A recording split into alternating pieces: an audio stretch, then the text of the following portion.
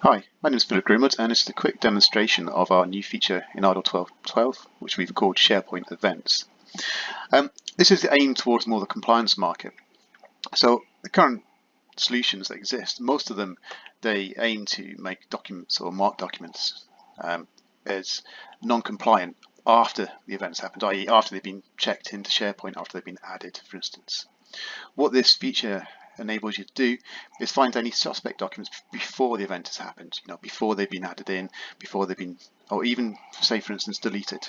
So I'll do a quick demonstration of some of the details involved in this just now. You can see here I've set up a simple flow in our NiFi ingest solution.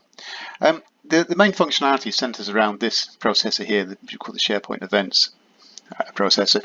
What this does is it installs a hook into the SharePoint server such that any events such as items being added to lists, items being checked in, checked out, get sent to this processor here via a SOAP server. That this processor themselves then can take the document and send on off to any other processes we've got configured in our flow. So to give you a quick idea of what we can do, it's a normal configuration wizard that we've set up here. You can configure all your auth credentials as well.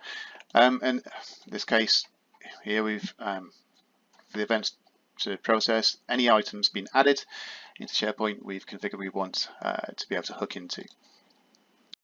So, if you were to start this off, a document were to come in, be added into SharePoint, this will catch it. In this particular case, if you follow the flow down, any text will be extracted from that document using KeyView. So that'd be pretty much any documents known to the world.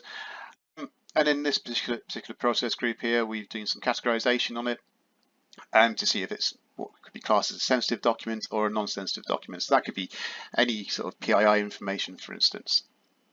If it's not sensitive, we can just bung it back to the SharePoint events, and what will happen is that'll notify that SharePoint events processor that document's all okay, and it'll allow the user to check in that document and continue as normal. If it's sensitive, for instance, then we set a special property on the document here, just using a standard NiFi processor.